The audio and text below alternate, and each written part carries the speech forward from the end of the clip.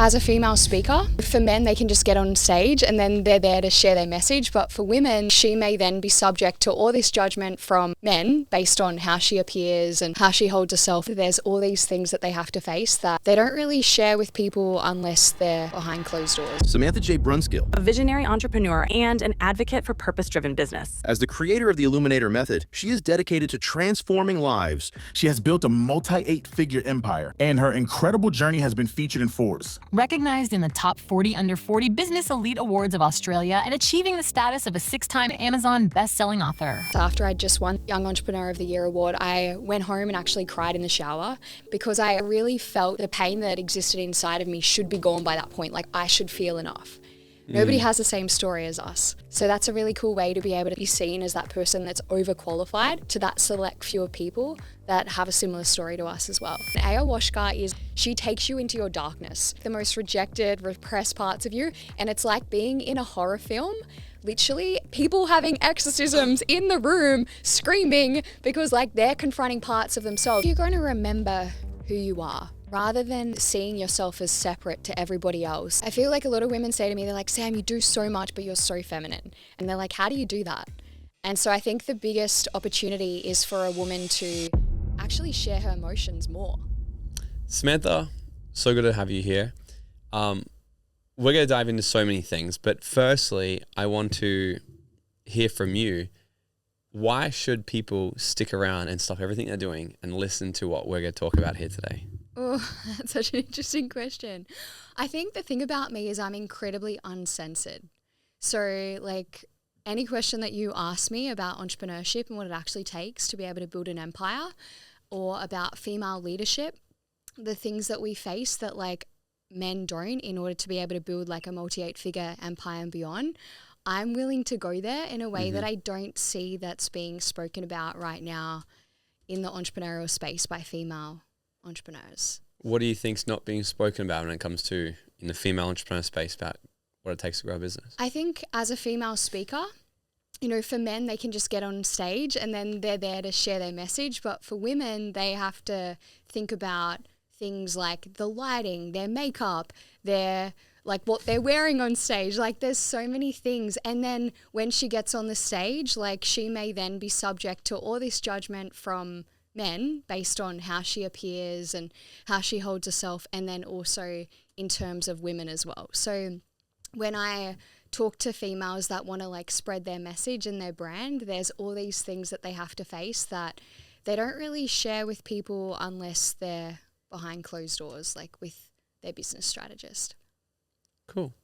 So one of the big things you do, you help a lot of people do, like personal branding. You're big on brand. Like your whole thing is build luxury brands, and this is what you really help people do. So I want to talk about personal branding. Firstly, where do you see, I guess if you look back like last, or like where we are right now, how important is right now? How important is it to have a massive personal brand like right now? I think the coaching industry, like over the last 3 years or so, it grew by 33%.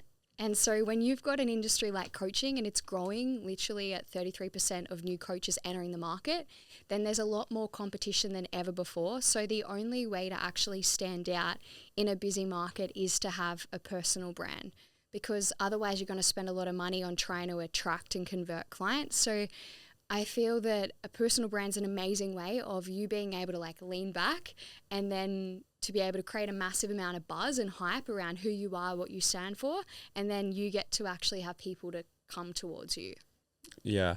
I've even seen studies, and because I'm so on your side with this, like that's why I have a personal branding agency, because like I've seen studies done that people are not, this day and age, they're not trusting a company as much. Like what they're actually trusting now is an individual. Mm-hmm. It's the rise of the individual right now. And if you look at the biggest companies in the world, Tesla, like look at, I would say, I was saying the other day, probably the most influential person in the world right now, I think, is probably Elon Musk. Mm-hmm.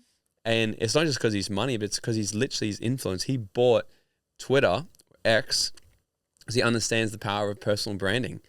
But they've even seen that the Tesla shares are overpriced because people aren't buying Tesla shares because it's a great company, even though it is, but they're buying more so because they like Elon. You know, it's like the rise of the personal brand is the thing. And I think people really shouldn't be sleeping on it right now, right? Yeah, for sure. And I feel that, the price is always going to become irrelevant when it's linked to somebody's story and the consumer actually seeing themselves in that personal brand story, because they're going to feel like that's the only person that's going to get me. That's the only person that understands me. So I believe that a personal brand is great when you have a really unique story and then you're the most overqualified person in that actual niche to help a select few based on your particular story. And maybe it's the adversity or the troubles that you've been through, and it's the only one thing that each of us have that's unique. Nobody has the same story as us. So that's a really cool way to be able to be seen as that person that's overqualified to that select few of people that have a similar story to us as well. How do we start to, I guess, so one of the things you sort of work with people on is helping them discover their authentic brand. And for the people watching this right now that are, because it's easy, you start a business, or especially in the coaching industry, you get online, and I've had some of my clients come to me and say, do I need to act this certain way to grow my business because they see other people acting like spastics online or whatever, they think like that's what you need to do? And I'm like, no. So there's a lot of confusion out there on like, how do I grow my brand? Like, do I need to be a certain way? Do I need to wear a mask for social media or whatever? So that's why I like what you do, is helping people sort of discover that authenticity in it. How can people start to really, I guess, unpack this and discover what their authentic story is, their authentic brand is, and their message, and build it all around that? Yeah, so there's probably 12 different core brand archetypes that exist. Maybe the hero, the innocent. If you just Google brand archetypes, you'll see like 12 or more different archetypes that exist out there. So I encourage my clients to like create a brand archetype around what their brand stands for, and then go one step further and then start to look at what their internal archetype is based on their personality. And when you can actually feel so safe in who your authentic self is, and then turn the steroids of that brand personality or of your self-expression up by 10,000%, that's when you're going to stand out. So for me and my brand, I actually have a brand archetype, which is the innocent. You're the innocent? I'm the innocent, yeah. So it's more about like vulnerability, authenticity. A lot of the female entrepreneurs that exist out there are very much in their masculine energy, and they kind of, whereas for me, I'm more softer. Like my actual authentic self's very soft. It's very, like I have a sweeter side to me. So in the early stages when I was building my personal brand, I looked at what is everybody else out there doing? And I got caught in that trap of thinking, I need to be more like that person. And then it was when I was like running events and doing other things that people are like, Sam, you've got this beautiful like softness about you. There's this beautiful sweetness about you. There's this beautiful vulnerability about you. And I was like, shit, I was thinking that I had to be somebody else. So I brought it back to my brand archetype. And then I was like, well, how could I start to bring that energy more to how I run events? What would be the music? What would be, even the things that I'm wearing now, white, is actually to convey purity and innocence. So whatever that brand archetype is, it comes into absolutely everything that you do and how you make people feel. What do you think mine are? I'd say the hero, the hero or adventurer. But I think, when I see you in the jumping out of planes and stuff, I'm like that adventurer. That's my life. Yeah. But do you think when it comes to branding, it's about picking what our natural traits already are, or in coming out like that? That's interesting. For sure. So you don't think it can be different? I think when it's different, you'll have a level of success, but it will feel like you're jumping onto stage and you're going to feel drained after it because you had to be the brand persona versus just your authentic self. Yeah, because I'm not sure about adventure, because I think it because it is the hero, right? Because it's like, why would I skydive? Because I want to do shit that no one else does. So it comes down to that, which would probably be hero archetype, right? Like the commitment to mastery. So it is hero. Yeah. And one more. Oh. There's so I guess there's like adventurer. Yeah, adventurer, freedom. There's like a whole different archetype. No, like without branding. Oh, without branding. Yeah. Oh, just a quality of you, or? Well, what do you think? Well, because it's good to see like what. I guess you've never really. Oh, you come to Dreamfest. Yeah, I've come to Dreamfest. So where would you see? So hero is definitely one. Hero is like the main one, you're right? Similar to Nike's brand positioning, I'd say, like the let's do it, which is like very much the hero archetype. Yeah. And I feel like you're also a really big role model to a lot of like younger people. and your story of what you've created. So I feel like a lot of people would hire you because they see you as a role model. Yeah. And I see that you're like the millennial, Yeah. to look up to in Australia in that So way. it's sage. Oh yeah, sage. Because it's kind of like that, right? It's like guiding people through. guiding. That's why, like, I facilitate transformation. That's kind of like the whole idea. So, what are some others? So you're saying that it's about discovering what we are inside and then pulling that out through our brain archetypes itself. Yeah, so you want to be able to create a category of one brand. So you're looking at your core personality and the traits that make you unique. And then you're also looking at your story and your story of transformation. So, for example, in my story, one of the things that really stands out in my own story is I haven't just built a 7-figure or 8-figure empire. Like, I went through a huge spiritual awakening. And a lot of people haven't done those different things throughout their journey. So I love to pull in the spirituality side, how I've traveled over to Nepal, to Peru, and some of these different things. And then a lot of the time, the people that are attracted to me, they've created a lot of financial success, or they want to create a lot of that, but they want to see also the spiritual side of things. So when I tell that as a part of my story, then I stand out compared to the other people out there that haven't had those experiences. Yeah. So I want to dive into more of your story. So, because when I was looking through your stuff, like, I've known you for a while, but I haven't really looked into, it's not really just what I do in my life, just go and pull people's stories apart. But Yeah. so at 22 years old, you helped your family's business grow into a multiple 8-figure company. You were voted as Young Australian Entrepreneur of the Year. So people on the outside would see, like, she's killing it and it's perfect and you got it all together because you're 22, you're crushing it, Young Entrepreneur of the Year on the surface. But I heard that it wasn't really the case inside. Yeah, I remember, like, at the peak of my success after I'd just won that Young Entrepreneur of the Year award, I went home and actually cried in the shower. And I was like, what is happening? Like, because I really felt that the pain that existed inside of me should be gone by that point. Like, I should feel enough. But when I had that peak of success, I instead felt this darkness that was still there and this emptiness. And I remember going out and picking up a life visioning journal. I know that you always talk about doing that. And I did that. And through the journaling, I discovered, that wasn't really what the depths of my actual authentic self, what it wanted to create. I discovered that I wanted to become a mom. I wanted to have closer friendships. But at that point, I was working like 12 to 16-hour days, and I was just totally consumed by my business. And so the thing I think about creating a fulfilling empire is you're only going to be able to create a fulfilling empire to the level that you know yourself. And at that point, I thought that it was just going to be success and so much financial wealth that was going to create fulfillment. But once I'd created that, I didn't know that I also wanted to be a wife, be a mom, all these other things. So, I had a bit of a mental breakdown at that point. Wow, it was intense. Yeah. You just want to push that mic in a little bit closer. Yeah. Lovely. So what do you think was the driver for you then? So are you saying you really were motivated to create a success out of something that probably was more and away from, like, to try prove something or something like this? Or Yeah, definitely up until that point, it was like proving that I was enough to my dad. Right. Yep. Yeah. Entrepreneurial women. Yeah. It's actually very common in most people, actually. It's like even men and women. It's sometimes an underlying thing just to prove that they're enough to the father figure. Yeah, I love Maureen Murdoch's work on this. She's a Carl Jung psychoanalyst, and she talks about the woman's journey, which is called the heron's journey.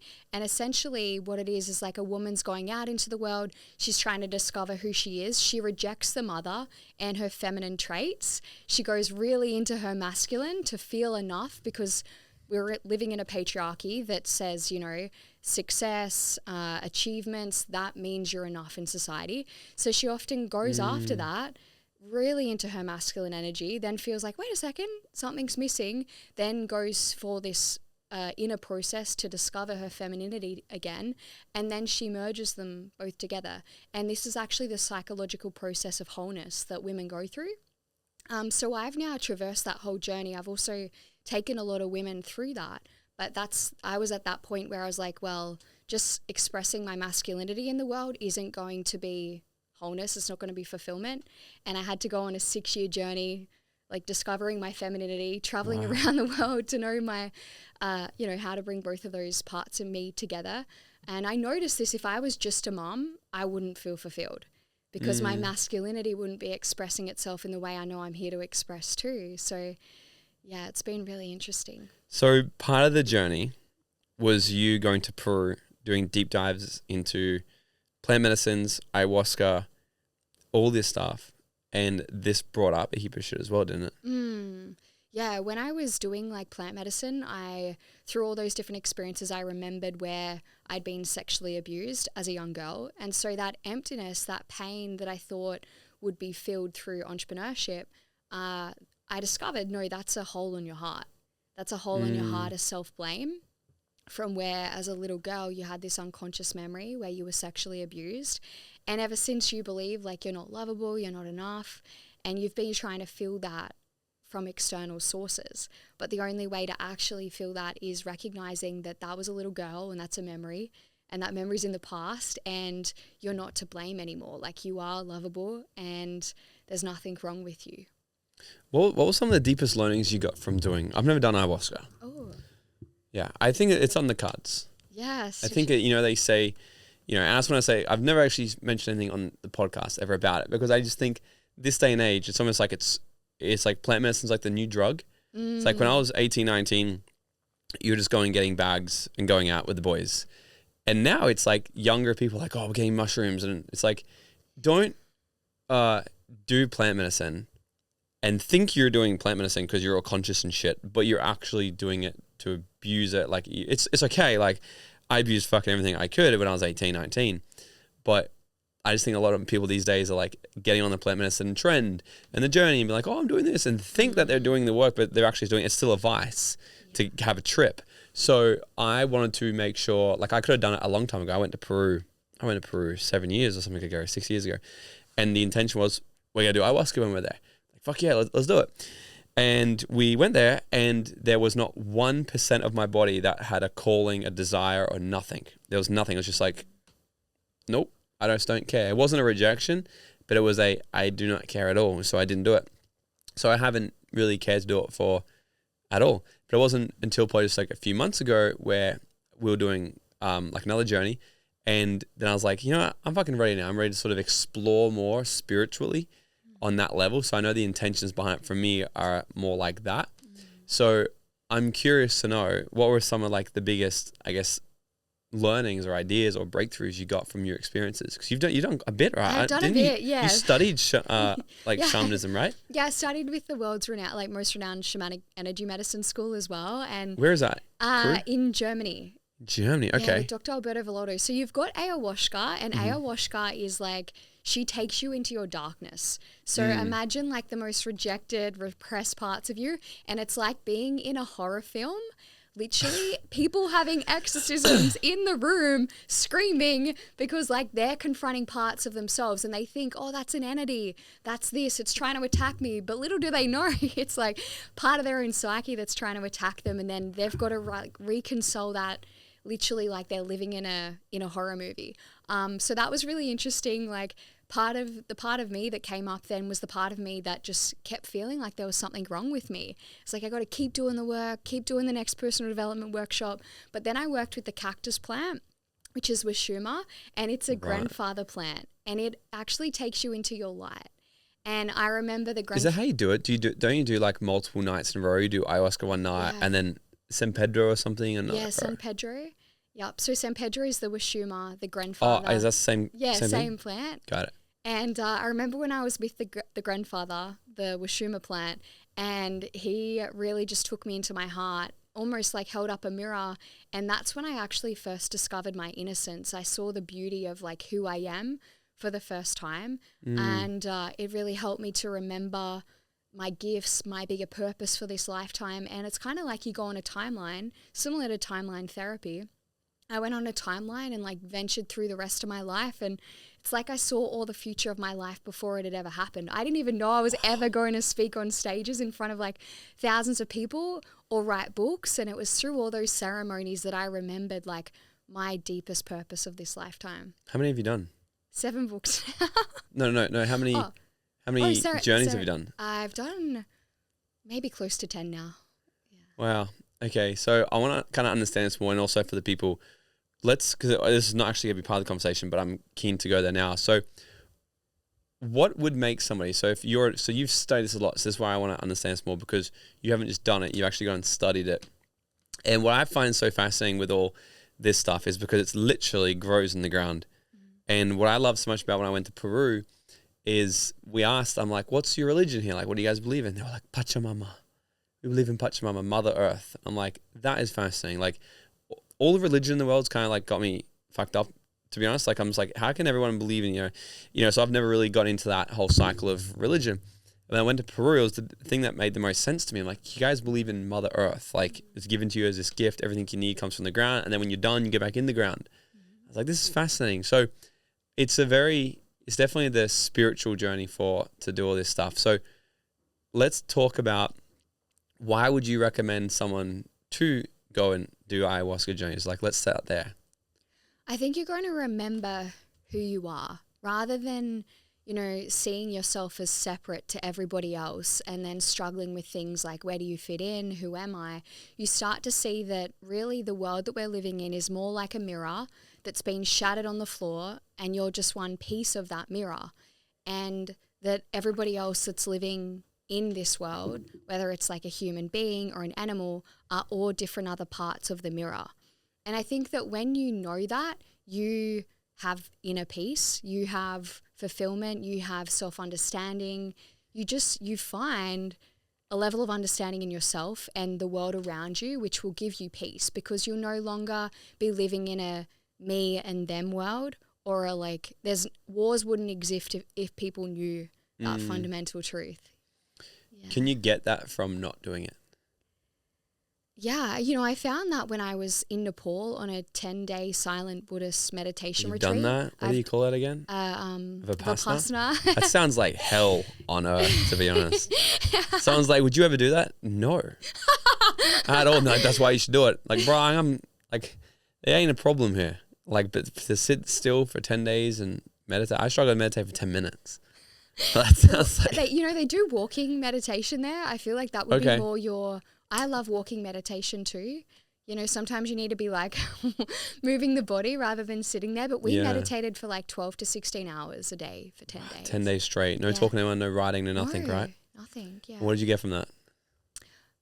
I think I got self-acceptance. I got an understanding of, like, right now a lot of people see me, they always see me dressed up.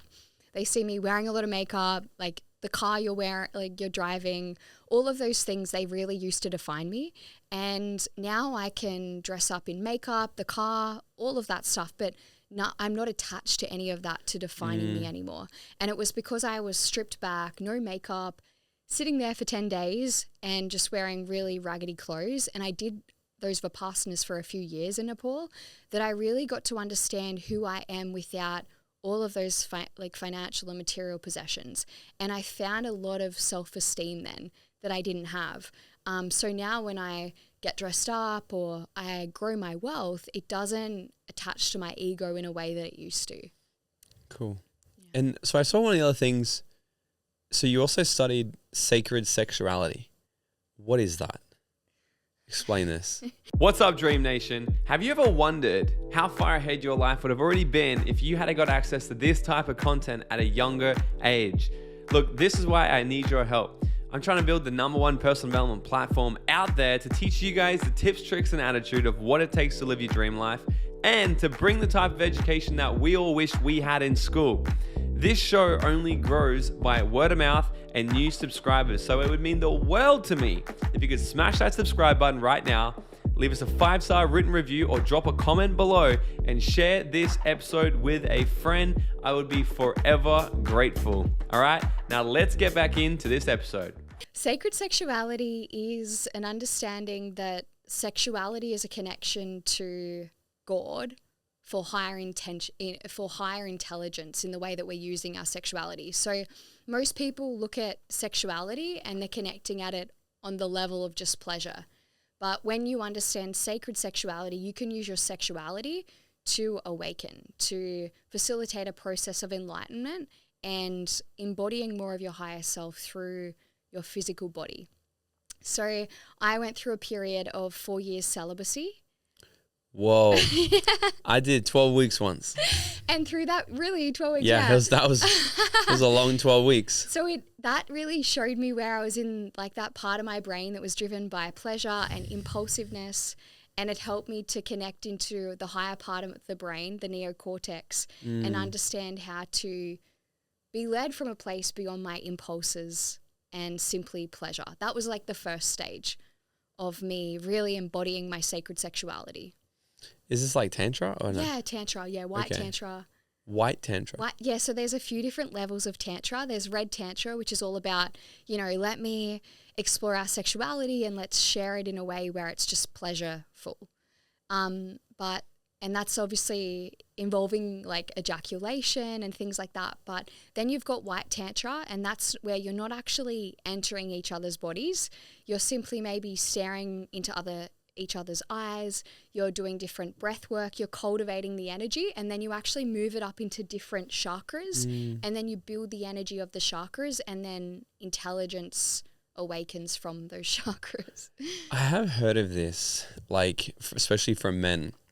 Yeah. Like David Dieter talks about it in his book as well. Have you read that? The Way of the Superior Man? Uh-huh. What do they call it? Semen retention. Mm-hmm. But then it's conflicted truthfulness, because you'd hear like the spiritual world be like, it's so good for you. And I've heard the science world be like, no, it's not good for you. You should, you need to. So I don't know. Have you looked at both sides? Yeah, I think that I walk the path of like the rose tantra, which is kind of the in-between. The rose. I love it. In the middle. Tantra. Yeah, so it's great, I think, for a guy to be able to like retain his semen, because it's going to help with his focus.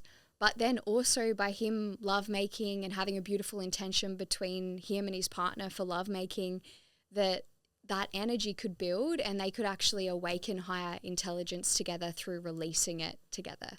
So I love the in-between path. It's fascinating. Yeah. So what I want to sort of know is walk us through a little bit of the journey. Okay. So Samantha's become aware of all these things, 6-year journey. So you did Nepal, the silent retreats, the ayahuascas, all the ceremonies, all these sorts of these inside work stuff. And then here you are now, boss babe, multiple businesses, crushing it, marketing genius, brain genius. For the people listening to this, because I want them to really kind of get an idea that if they relate to any of this, where they might be struggling in their own life, instead of just having a theoretical conversation, I want some practical steps. So walk us through a bit of the journey from where you were becoming aware that you had these things that were holding you back, or you were coming from a place of lack or whatever, to where you are now. I would say that at the start of my journey, I had a thing called love addiction, right? And love addiction is where you feel empty inside, so you seek things outside of you in order to feel calm, lovable, worthy enough. And at the start of my journey, it was entrepreneurship, having to seek the next accolade or accomplishment. And then it became other men and being promiscuous along that journey. But, and so it really took me stripping away all the places in my life where I tried to be filled up outside of myself. And that's really what those 6 years did for me. I didn't have a personal brand. I wasn't climbing the achievement ladder. And I also was celibate. That meant I couldn't actually get the sexual validation from men for that whole time. And underneath that, I became so insecure because my source of the love addiction. Yeah. I literally became so insecure because the source of my love addiction through entrepreneurship and men was completely cut off. And there was so much internal pain that I was dealing with every single day because I was dealing with how much I hated myself, how much I didn't feel enough, how much I was so insecure because all those places outside of me that I would often distract myself from, the source was cut. And it was really painful. I had to sit with that pain for 6 years of my life. And I sat with it. I kept going back to Nepal, and I just knew that I didn't trust myself to build another level of success until I'd actually healed that, because I knew that it wouldn't be enough for me. I knew that. And so that was the journey I really went through at that point. So if you're somebody out there, you keep trying to add more success and you're there's this pain. get into a relationship, you feel empty, you feel lonely. You're like, what's going on? It's like, until you actually stop the source of where you're receiving that external validation and you sit with the loneliness, sit with the emptiness, you understand the root cause of where that's from, then all the other things are just temporary masks. I was having a very similar conversation a few weeks ago with Alexi Panos, which was just on the podcast. And we were talking about like how a lot of entrepreneurs fall into this trap of essentially it's their nervous system feeling like unless they're achieving something, they actually don't feel safe. And it's like coming from a place of like, and I'm kind of like that. Well, not really so much that, but like I get weird if I'm not doing anything.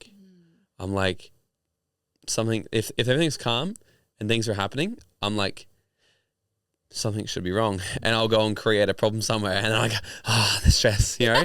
And I like it. Like we went to New Zealand at the start of this year, 2 weeks away, and it was amazing. 10th day in the trip, I was like, I feel like a lazy piece of shit. I started messaging my team. I'm like, where's everything at? And people are like, yeah, like we're good, we got it. And as soon as I came back, I'm like, give me the problems. I'm like, I'm refreshed. I'm ready for the chaos again. And I felt it's kind of this interesting balance of like wanting to get through all this stress because one day we hope we'll get to a place of feeling good and feeling calm and feeling free. But that in itself is the thing that actually makes us feel unsafe in a way, you know, and it's a full like nervous system kind of thing. So I'm seeing this more and more common with like high achievers. And I wouldn't necessarily say it's a problem unless it is a problem for them because I'm aware of it, but I enjoy it because it's what really motivates me. Like I like moving through chaos. I really love it. But I know some friends that are literally like addicted to it where they'll still do 12, 14-hour days on a Sunday because they just like they feel so unsafe if they were to be calm. So in terms of sort of like what are some practical things you did or what these people can do? Like how can they start to actually practice more? I'll tell you one thing I did when I did the 12 weeks, 12 weeks, it's nothing to 4 years. 12 weeks, yeah. It was after my last breakup because my mentor said to me, he's like, I think I've talked about this a bunch on here, but he's like, 3 things. Don't go back to her. Don't say a negative thing about her. Don't sleep with anybody for 3 months. I was like, yes. Wait, what was the last thing you said? It's like, she said 3 months. I thought when I'm single, I thought I'd get on dating apps. I thought I'd go out. I thought I'd go hook up with everyone. Isn't that what you do? Yeah. He's like, no, 3 months. I'm like, what the fuck? And what it really taught me in those 3 months was every single time through the process of the breakup where I was feeling like I needed someone to validate me, what it did was to teach me. So every time I felt like messaging a girl on Instagram, downloading an app, or just even the thought of being like, I want to go sleep with somebody or hook up with somebody, or even just have a date, I started to fill that void with how can I give back to myself. And that's when I started new hobbies like playing guitar, dancing, like jet skiing, things like this. I would just like, what's something I could do for myself? So in that process, I really filled the void of that I was seeking externally, but I found a way to give it to myself. And then when I started dating again, I actually got a lot of joy out of turning dates down. Not in like a bad way, but as a guy, sometimes you can sort of feel like, you know, if there's someone who's keen to go on a date with you, you should. As a guy, like, why would you turn someone down? You should. And I felt like I was in that trap for a moment of going, oh, you know, I should because there's a hot girl and she wants to go on a date with me. And then I started to notice the level of satisfaction saying no, because if I said no to her, who did I say yes to? Me. And I started to really build a relationship with myself, and my success in the world has skyrocketed since that time in my life as well.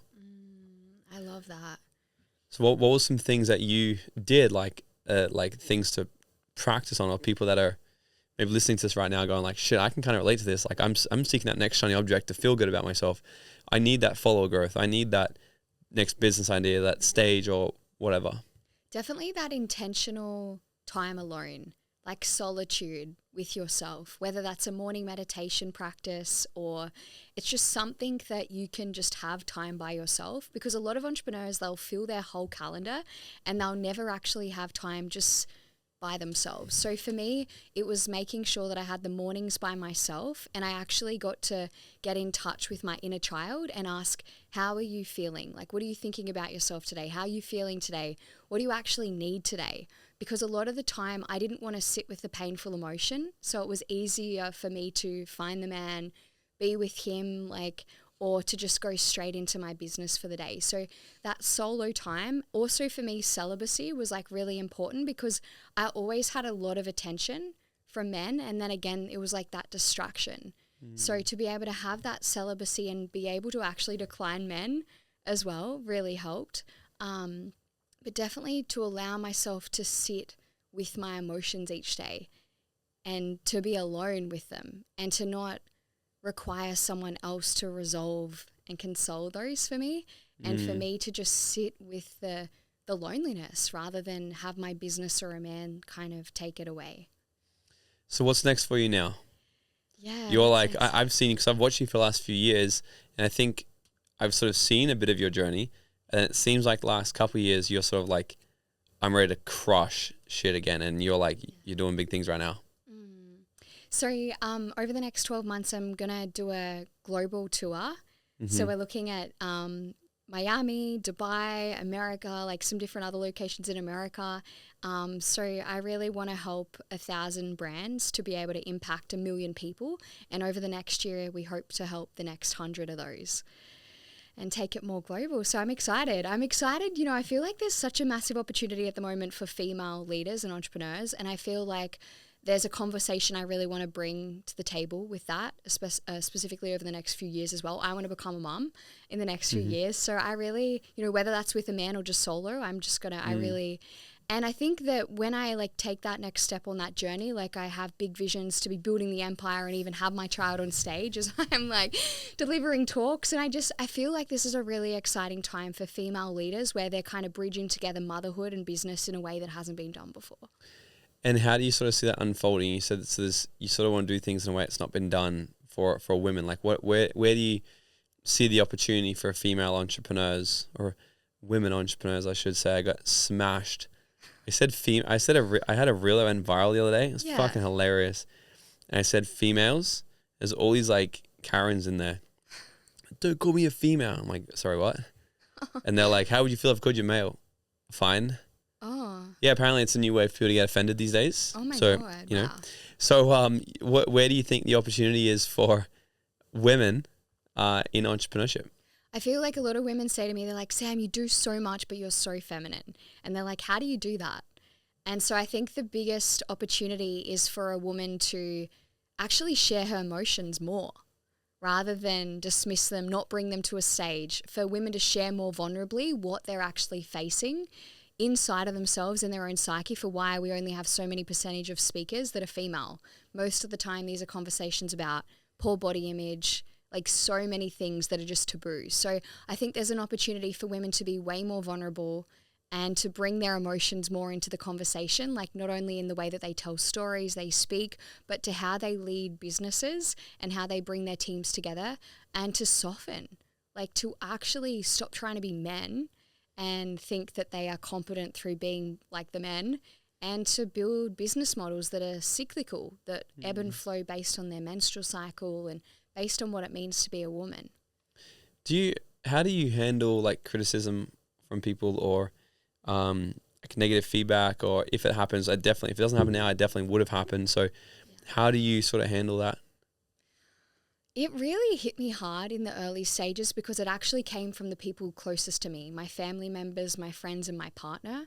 So the biggest reason I would say why I have had up and down success over the last 5 years would be due to not knowing how to navigate that and feeling quite confused when the people closest to me, the more I shined, would be the ones that hurt me the most. When I became okay being alone and I understood that that's not normal, like I actually thought it was normal. And so when I became okay being alone, I was like, well, I'm okay if like you're going to leave my life because I'm okay being alone. And overcoming that fear of abandonment was really key to now being okay with the criticism, the rejection. I'm like, that's okay, because one day you're criticizing and the next you're hiring me as your mentor because I actually inspire you. what kind of advice have you got to, women out there who are really, inspired and they want to grow their brand, they want to crush it online, but they're worried of people, what they're going to say, or having to be a certain way and fit into this box from society? Run towards the criticism and the rejection, because it's never going to stop. Just one day you're going to stop caring as much. So actually put yourself in it, like do exposure therapy, do more podcasts, speak on more stages, get really used to it, because in every room you step into, somebody's going to be judging you, and that's just part of being a human. So get your nervous system used to it. Yeah. The biggest thing that it stopped for me was when I stopped judging people. Yeah. Because we live in, we think people judge us because we judge other people. If we didn't know, if it didn't exist here, we wouldn't know that it existed outside there. And I remember I was at an event and I saw someone on the microphone getting up and sharing, and I looked at him and I just started judging him, like, oh, fucking, blah, blah, in my head, right, as people do. And then I asked, because I was just battling with my own thoughts of wanting to sort of step up and play all out this weekend, and I noticed that I hadn't shared anything yet. And I'm like, well, why don't you share? I'm like, well, because people get judged me. I'm like, you only think that because you're judging this guy. So what if we play a game now? What if every single person who picks up the microphone, you look something amazing about them, and you actually send them like praise and courage, and you're admired by them instead? What would happen? And by the end of the weekend, I was so comfortable picking up the microphone and sharing, not because I was being brave, but because it genuinely, I literally believed in my head that people were thinking that about me. That if I stood up, people would be like, wow, that guy's brave to do that. And that's how I live my life now. I'm very unapologetic, not because I'm pushing through, because I genuinely believe that people are not talking shit, even though they definitely are. Yeah. But it just doesn't exist in my reality, so it's made it easy. That's really powerful. This has been fun. So where can everybody find you on social media? Check out all the badass shit that you do and what you're still yet to do. Yeah, so they can follow me on Instagram, m.samantha.j. They can DM me books and get free copies of all my books. And also I have a podcast as well, which you're going to be on soon. Yes. Am I? Amazing. Yeah. Locked in. Beautiful. So if you were to go back to your 18-year-old self, okay, final question. If you were to go back to your 18-year-old self and give her 30 seconds of advice, what would it be? I'd say it's safe to be you. Like, it's safe to be the sensitive, caring, loving, vulnerable. Like, it's just safe to be you in every single shade of the rainbow that you are. You don't have to fit in a box in order to be loved or feel safe in the world.